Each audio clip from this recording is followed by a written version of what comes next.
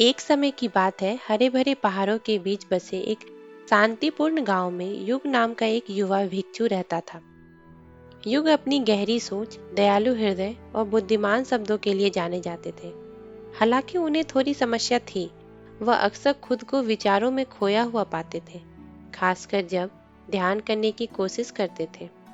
एक धूप भरी सुबह युग ने अपना दिमाग केंद्रित करने के लिए जंगल में टहलने का फैसला किया। जैसे ही वह शांत रास्ते पर टहल रहे थे, उसने देखा कि एक नदी धीरे धीरे बह रही है। इसका पानी सूरज की रोशनी में चमक रहा था और उस बहते पानी की आवाज़ सुखद थी। युग ने नदी के किनारे बैठकर ध्यान करने का निर्णय लिया, लेकिन जैसे ही उसने अपनी आंखें बंद की और अपनी सांसों पर ध्यान केंद्रित करने की कोशिश की, उसका दिमाग भटकने लगा। विचार उसके दिमाग में एक व्यस्त बाजार की तरह दौड़ रहे थे। उसने अतीत, भविष्य और विभिन्न चीजों के बारे में सोचा जो उसे करने की जरूरत थी। युग अपने आप से निराश हो गया। उसे वह शांति नहीं मिल सकी जिसकी उसे तलाश थी।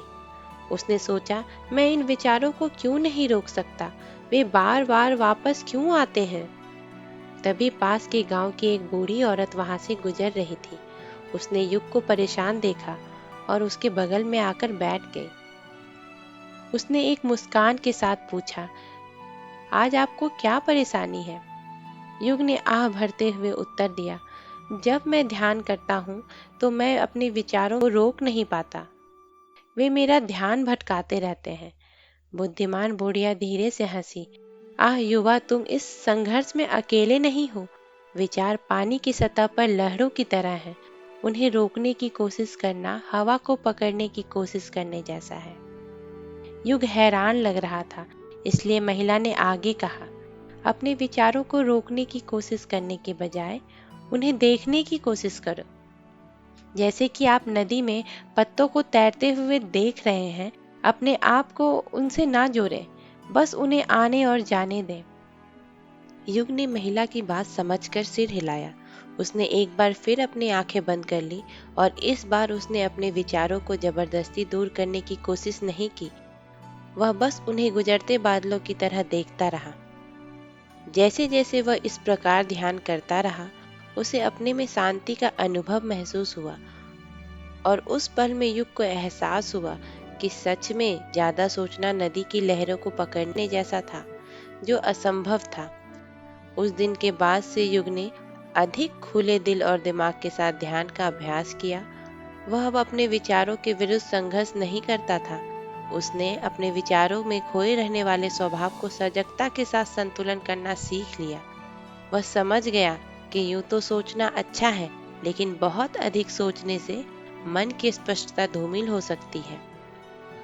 कहानी का अंत मैं एक कहावत से करूंगी और वह इस प्रकार है, यदि आप दुखी हैं तो आपका मन अतीत में है। यदि आप चिंतित हैं तो आपका मन भविष्य में होगा। लेकिन यदि आप शांतिपूर्ण हैं और आप स्थिर हैं तो आपका मन वर्तमान क्षण में है। इसलिए वर्तमान क्षण में जीना शुरू करें। जब आप वर्तमान क्षण में रहते हैं तो आप अधिक शांतिपूर्ण हो सकते हैं। हर चीज में अपना सर्वश्रेष्ठ दें, लेकिन चिंताओं को अपनी शांति ना चुराने दें। इसलिए ज्यादा ना सोचें और वर्तमान क्षण की सच्ची सुंदरता में खुश रहें। दोस्तों, आशा है आपको ये कहानी अच्छी लगी होगी। ऐसी ही कहानियों के लिए वीडियो को लाइक कीजिए और चैनल को सब्सक्राइब कीजिए। मिलते हैं एक और प्रेरक कहानी के साथ। तब तक के लिए धन्यवाद।